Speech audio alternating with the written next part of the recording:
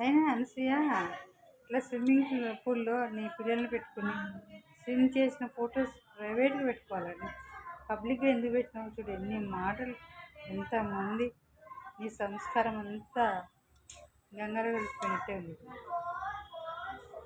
ఎంత పద్ధతిగా ఎంత పద్ధతి గల కుటుంబంలో మీ నాన్నకి ఇష్టం లేకపోయినా పెళ్ళి ఈరోజు నీ భర్త నీ పిల్లలు ఎంత సేమ్గా ఫీల్ అవుతుంటారు. ఆ ఫొటోస్ని తీసేయి,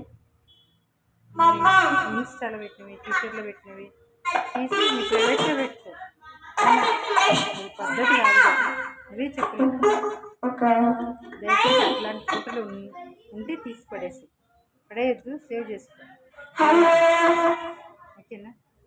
అట్లా పిల్లలతో కలిసి